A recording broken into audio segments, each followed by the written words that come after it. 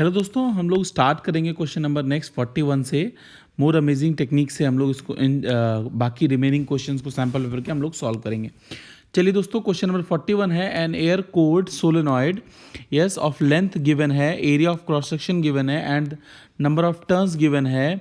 Yes carries इतना current, एक हमारा सोलेनॉइड है बच्चों जिसके बारे में सारा डाटा हमें गिवन है। The current is suddenly switched off, मतलब बच्चों पहले इसमें कुछ करंट फ्लो कर रहा था, फिर सडनली हमारा करंट ड्रॉप होके जीरो हो गया।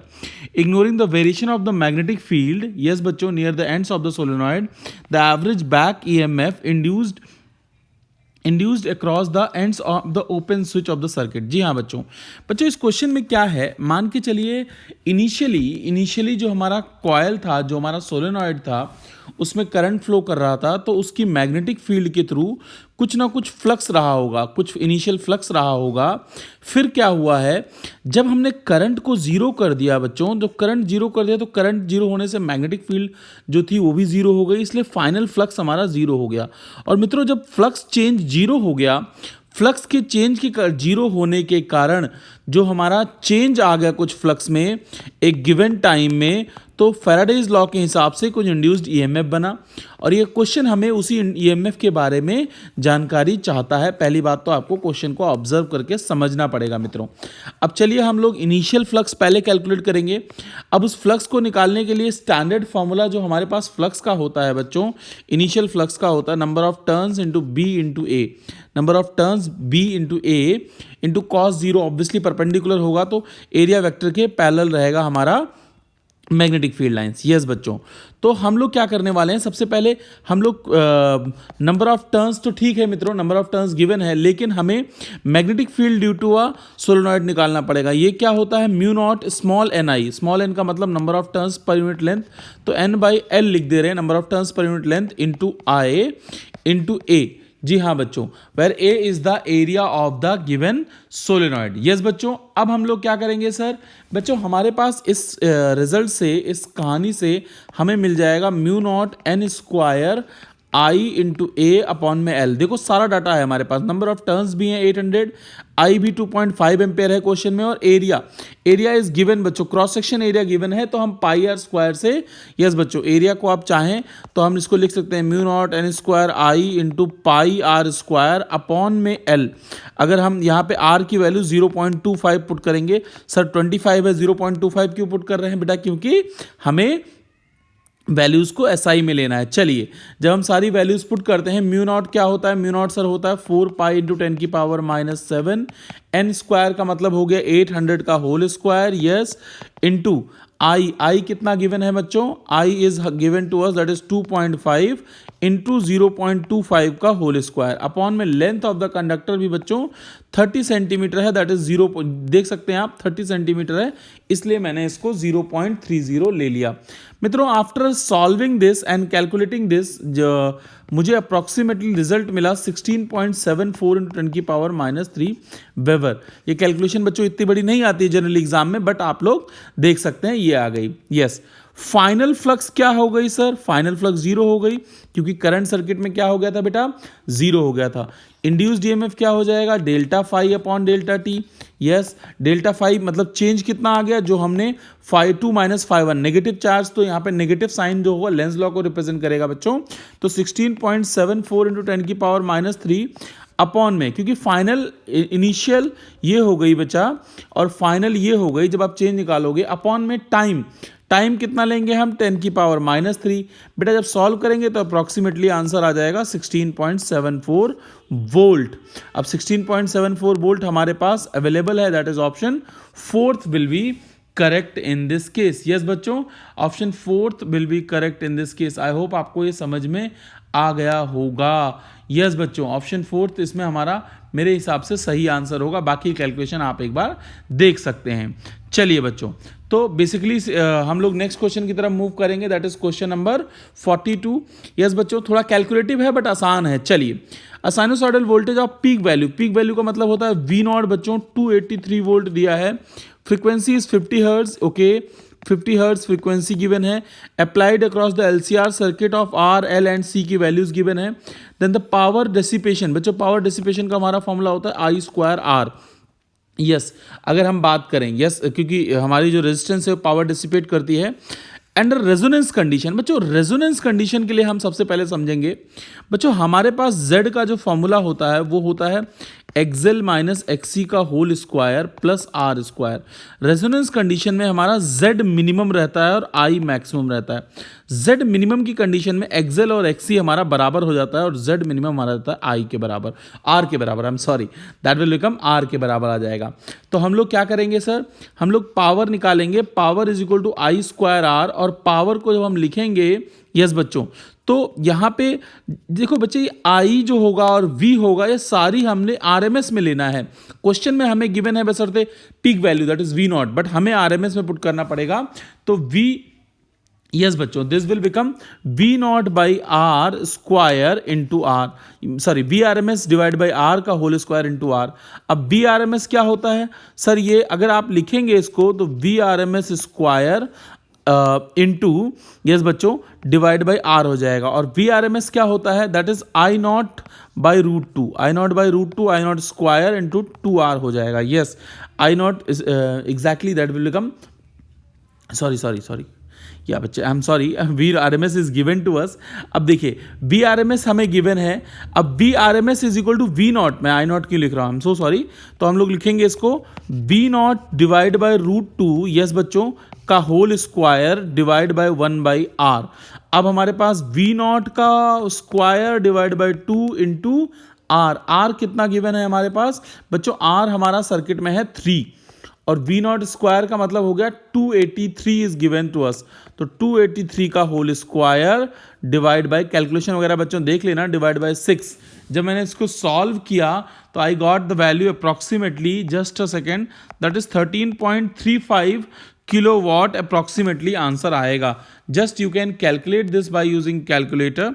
Yes, just a second guys, we are able to calculate this one by very simple method, that is 283, I'm just calculating for you, that will become 283 into 283 yes divide by 6, तो answer आ जाएगा 13.35, that is kilowatt, exactly correct. I'm sorry, I was just calculating बच्चों to confirm the answer, that is option 3 will be correct. Yes, you can calculate it and solve it. चलेंगे बच्चों question number 43 की तरफ।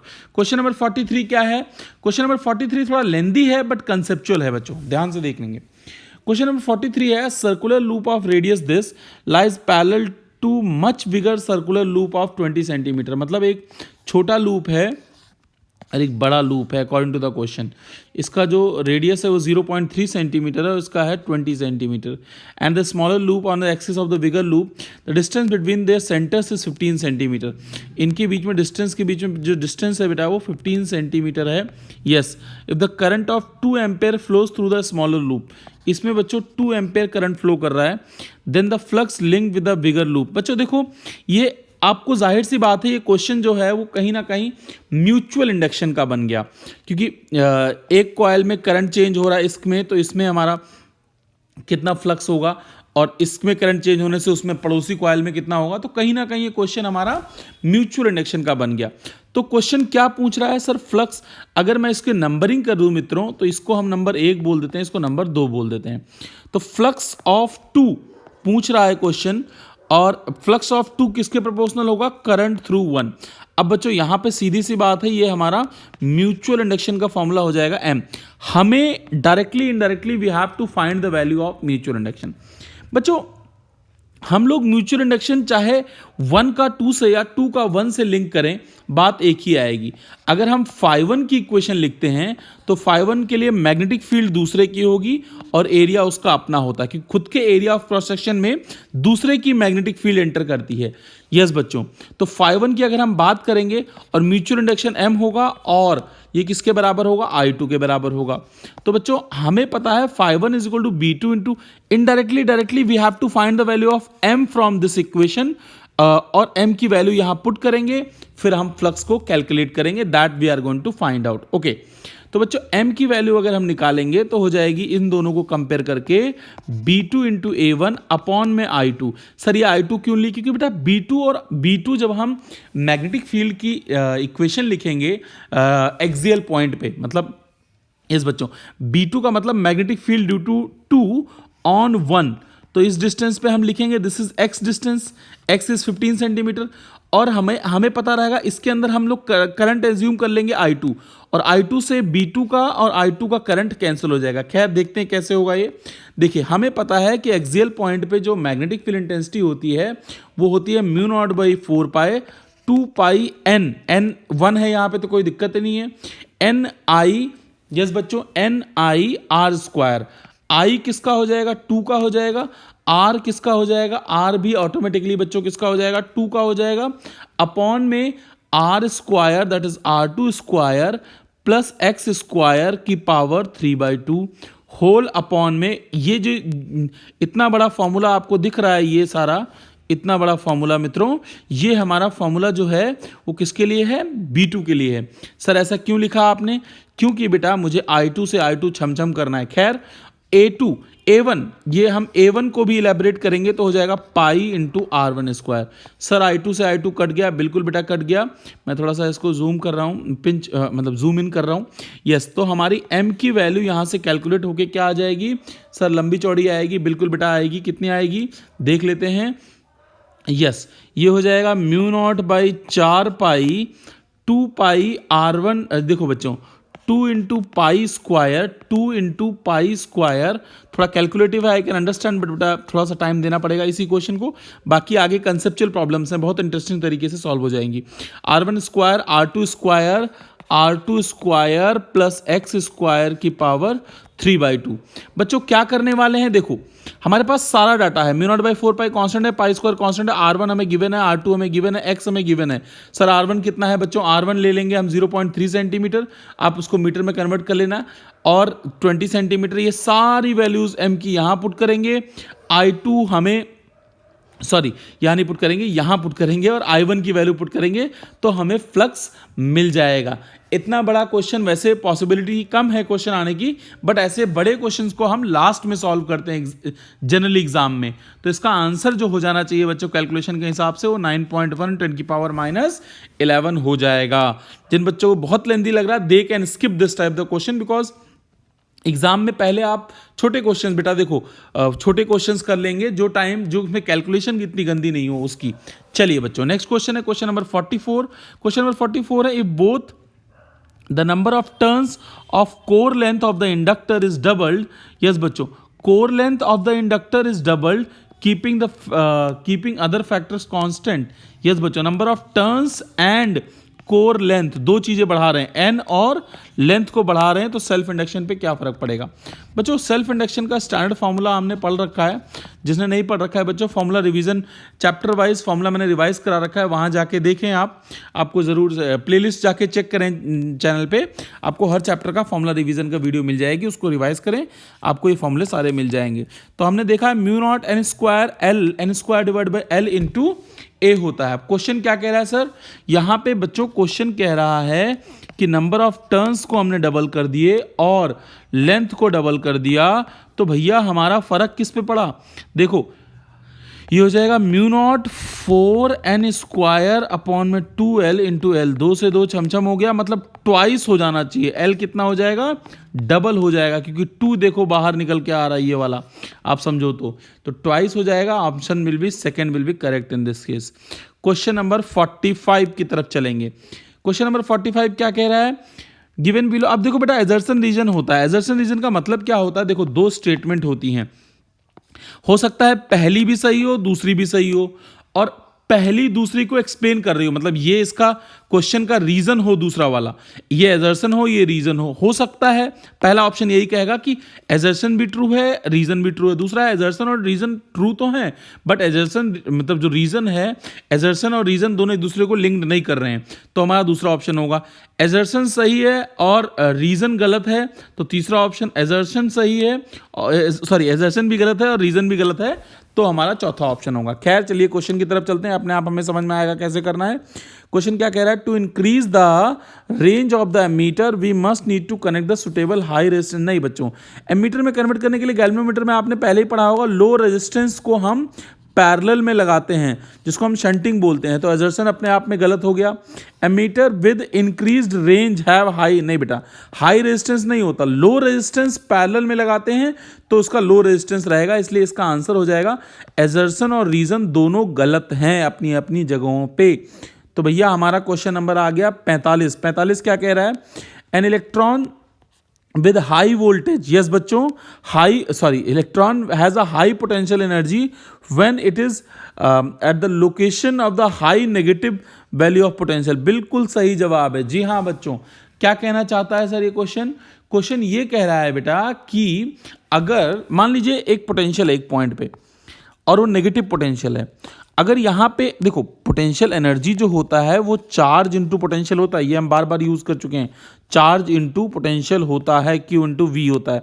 अब V भी negative है, मान लीजिए हाई नेगेटिव है, इलेक्ट्रॉन के पास चार्ज भी नेगेटिव है, दोनों नेगेटिव नेगेटिव क्या दे देंगे, एक पॉजिटिव पोटेंशियल एनर्जी दे देंगे। तो वही तो कह रहा है electron of high potential energy has a high potential energy, electrons के पास ज्यादा पोटेंशियल एनर्जी होगी when it is at the location associated with a more negative value of potential, मतलब नेगेटिव पोटेंशियल बहुत नेगेटिव होगा, बिल्कुल सही बात है, पोटेंशियल एनर्जी हाई हो जाएगी। दूसरा है low potential energy when it is located at the more positive potential, बिल्कुल सही बात है बच्चों। एक हाई पॉजिटिव पोटेंशियल, बेटा देखो जनरली हम हाई पॉजिटिव को बोलते हैं और नेगेटिव को लो बोलते हैं जनरली, इसीलिए high to low, electric field हमेशा हाई पोटेंशियल से लोअर पोटेंशियल पे चलती है, तो क्योंकि पॉजिटिव से नेगेटिव की तरफ चलती है। खैर हम लोग अब मेरी बात समझ पाएंगे मैं क्या बताना चाहता हूं। पहले केस में बोला है कि नेगेटिव पोटेंशियल है बहुत ज़्यादा नेगेटिव है, अगर इलेक्ट्रॉन ले जाओगे तो उसके पास एनर्जी बहुत हाई आ जाएगी, बिल्कुल सही बात है, इसको फील करना भी बहुत आसान है। एक नेगेटिव पोटेंशियल है, वहाँ पे धक्का मार के तुम्हें ले जाना पड़ेगा एक इलेक्ट्रॉन को, बहुत एनर्जी बहुत वर्क करना पड़ेगा वहाँ पे ले जाने के लिए, तो जितना वर्क आप उसके पास करोगे तो ये कंजर्वेटिव फोर्स है ही, तो आपकी एनर्जी वहाँ पे स्टोर हो जाएगी। खैर इतना ज़्यादा दिमाग नहीं लगाना आपको।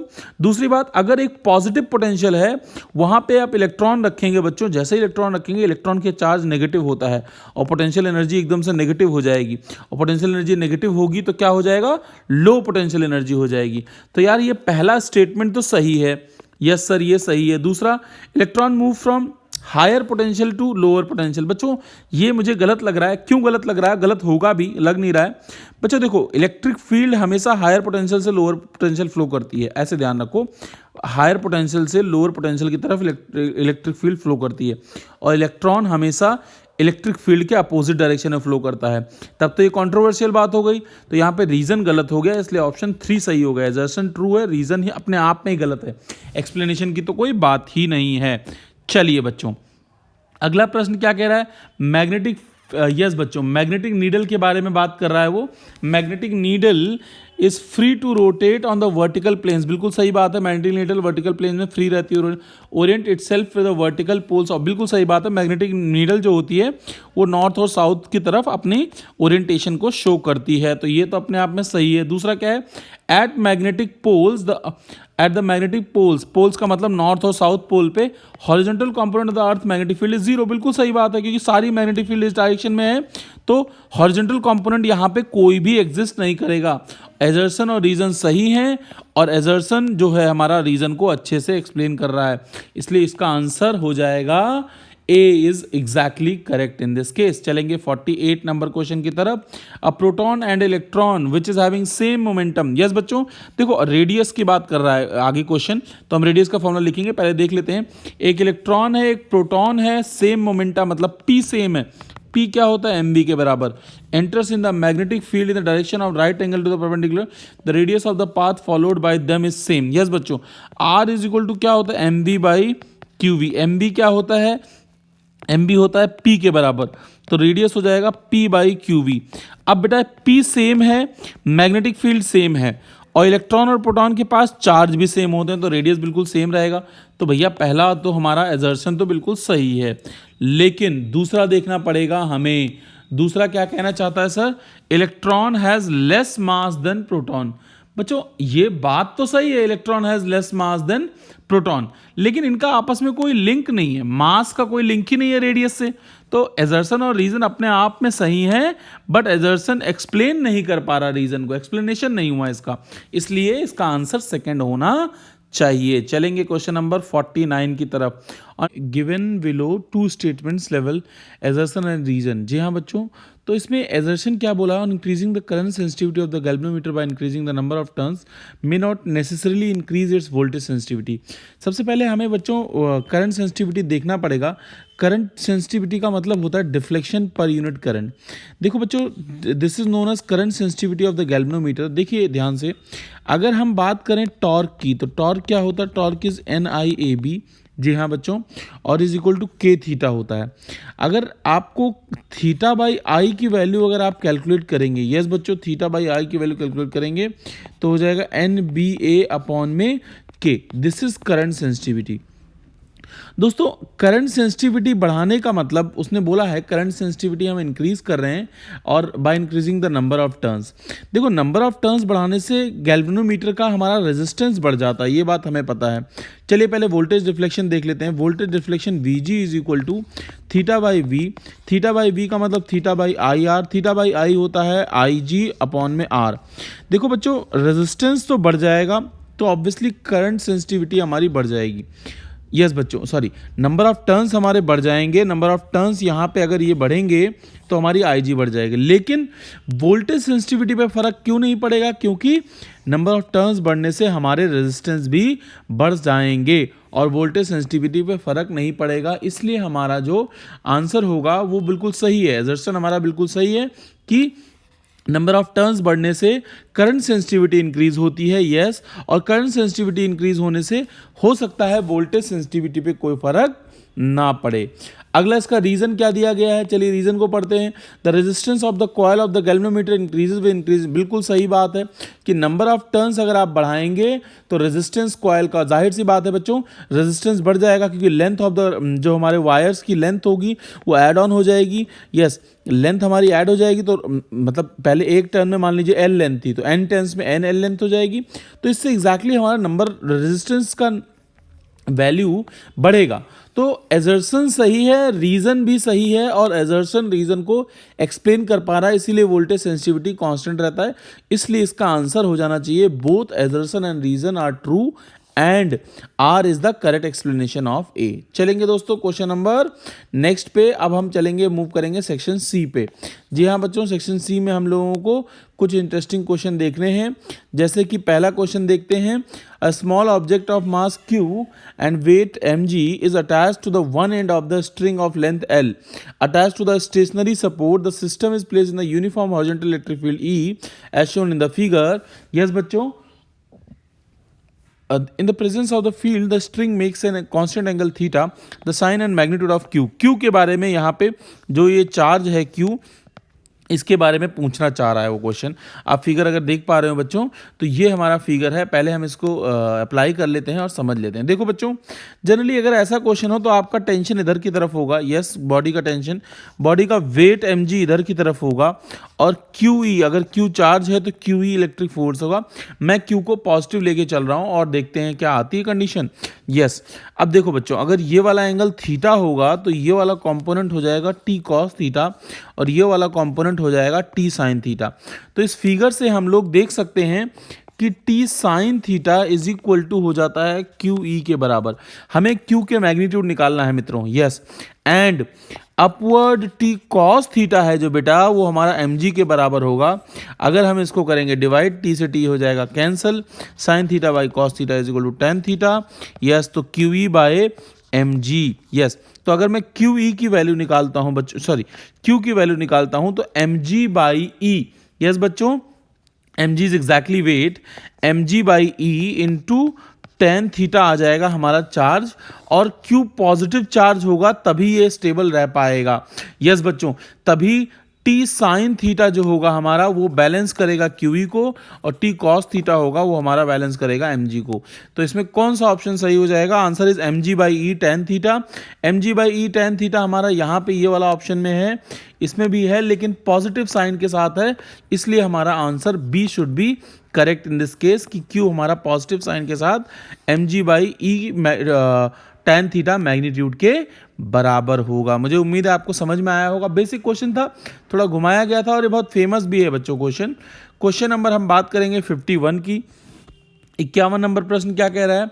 And a free electron and a proton is placed between the two oppositely charge plates, मतलब ये पॉजिटिव है या नेगेटिव है, both are closer to positive plates than negative plate, मतलब दोनों पॉजिटिव प्लेट के पास में रखे हुए हैं। खैर, which one of the following is true? देखो बच्चों, हमें पता है कि अगर मैं इस पॉइंट पे, अब वो क्या बात कर रहा है?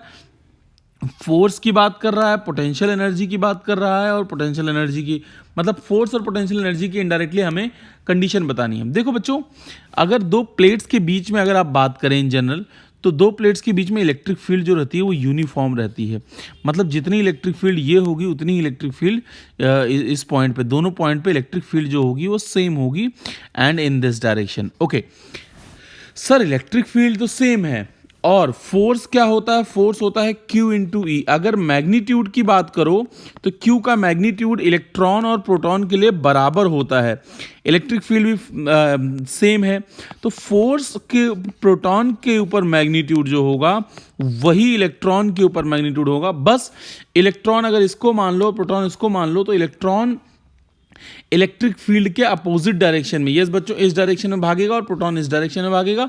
लेकिन आपका स्टेटमेंट क्या कह रहा है? The force on proton is greater then the force on electron.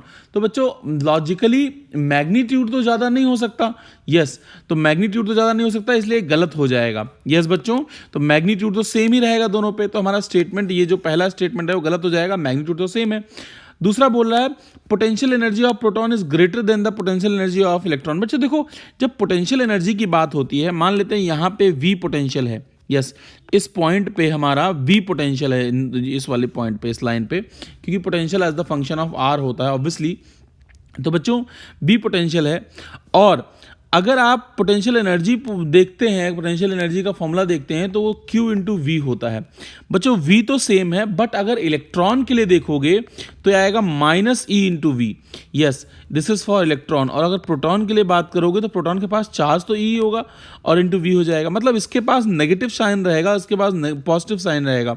बच्चों आपको पता है नेगेटिव साइन इज ऑब्वियसली, हम लोग जब इलेक्ट्रोस्टैटिक्स पढ़ते हैं तो नेगेटिव पोटेंशियल को हम लोग लीस्ट मानते हैं, -10 से +10।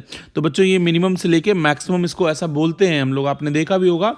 तो यार पोटेंशियल की बात है तो साइन अपोजिट होने का मतलब ये हो गया potential energy of proton is greater than potential energy of electron, और यही सेकंड स्टेटमेंट कह रहा है potential energy of proton is greater than potential energy of electron. ये गलत हो जाएगा, सॉरी सही हो जाएगा।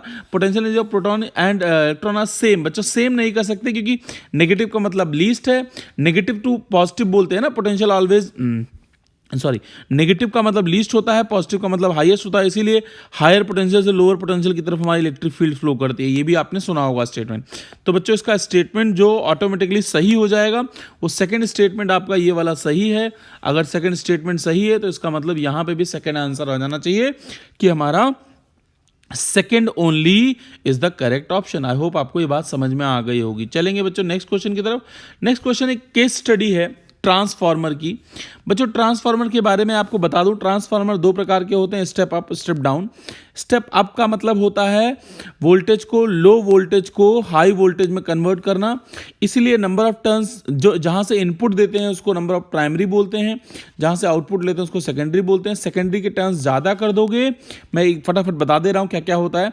सेकेंडरी के टर्म्स ज़्यादा कर दोगे तो बच्चे आउटपुट हमें ज़्यादा मिलेगा, सेकेंडरी के टर्म्स कम कर दोगे तो आउटपुट हमें कम मिलेगा। अगर हमारा स्टेप अब जनरली क्या चाहिए होता है, ट्रांसमिशन। अब चलो स्टेटमेंट पढ़ लेते हैं फिर कहानी और बता देता हूं।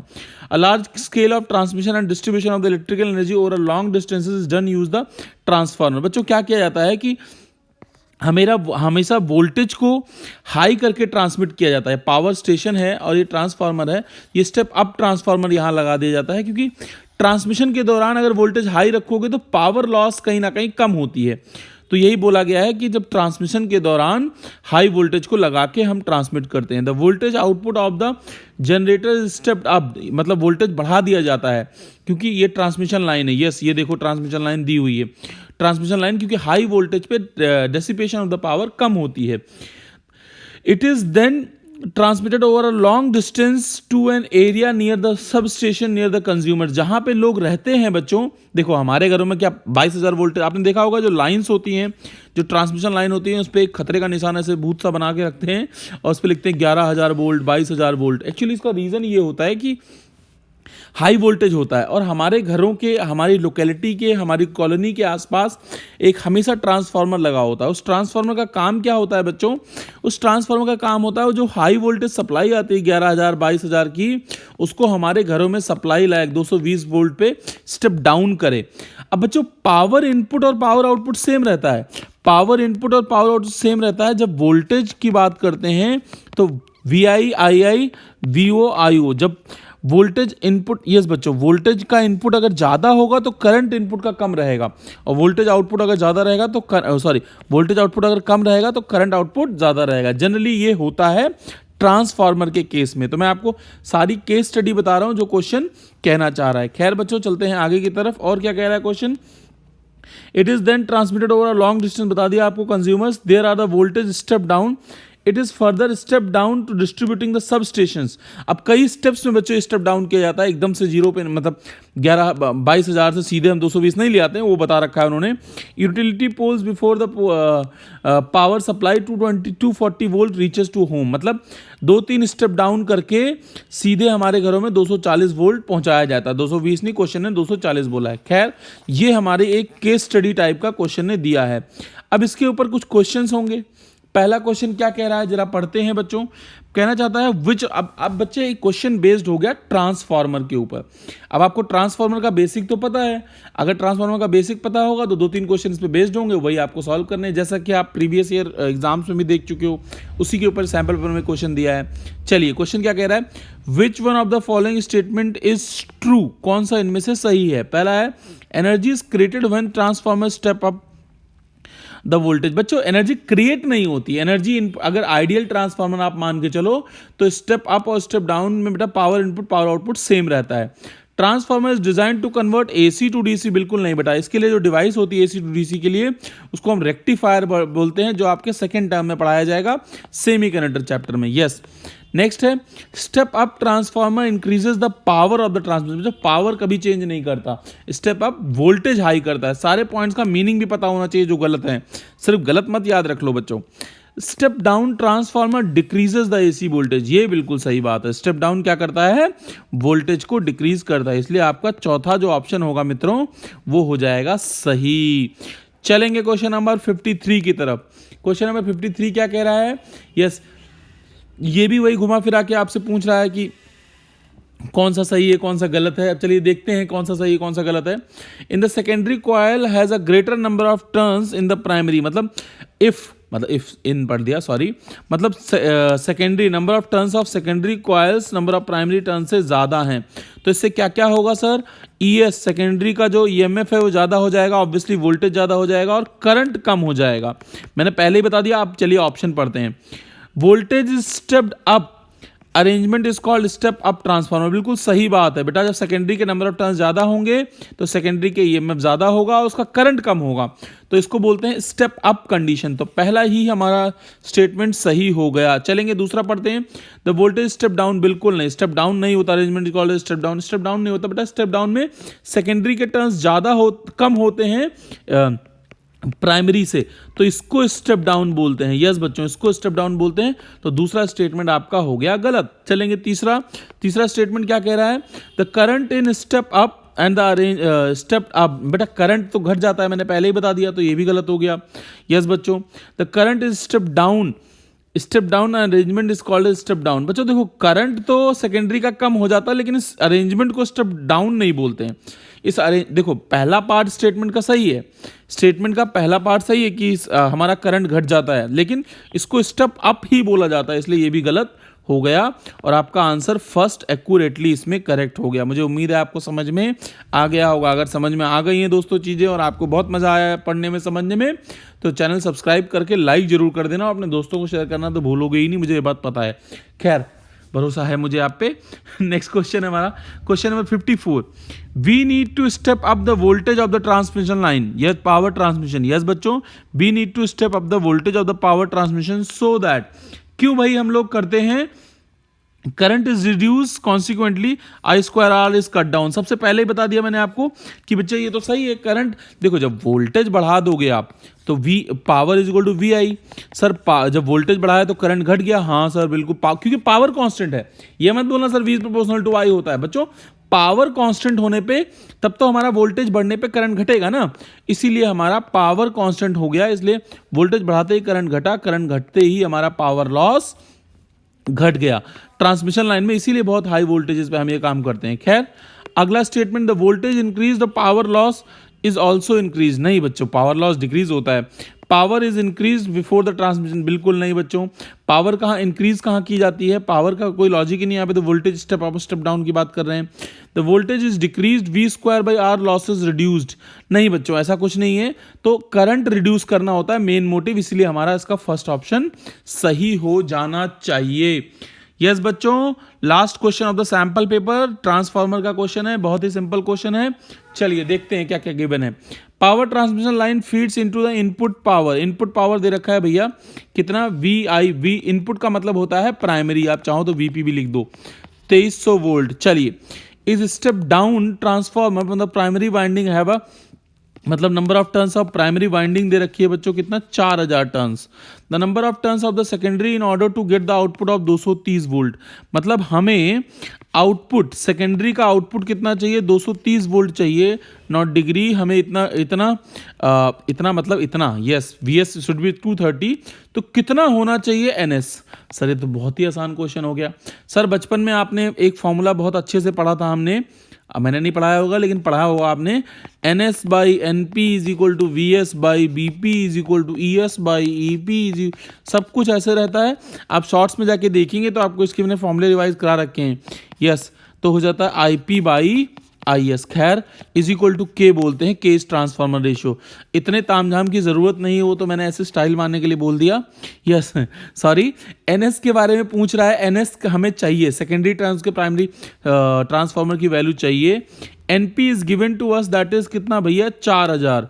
ओके, वीएस सेकेंडरी का हमें कितना चाहिए आउटपुट, 230, और इनपुट कितना है 2300। कितना है बच्चों, 2300। तो दोस्तों अब हम करेंगे कैंसिल, 1 2 23 से 23 कट गया, तो एनएस की वैल्यू कितनी आ गई सर, 400 टर्न्स आ गई। 400 टर्न्स आ गई, that is option 3 will be correct. मुझे उम्मीद है दोस्तों आपको ये सारे क्वेश्चन 55 के 55 समझ में आए होंगे। कुछ भी डाउट लग रहा है तो कमेंट में बताओ। कुछ भी मैंने कोशिश की है कि इसके आगे पीछे दाएं बाएं चीज़ें भी आपको बता पाऊँ। और मोर अमेजिंग एमसीक्यूज के लिए चैनल को सब्सक्राइब कर लें। अभी हम चैप्टर वाइज, यस बच्चों चैप्टर वाइज हर चैप्टर पे मोस्ट एक्सपेक्टेड क्वेश्चन की सीरीज लाने जा रहे हैं, तो आप चैनल को सब्सक्राइब करके रखें और वीडियो आते ही सारी वीडियोस देख लें बच्चों।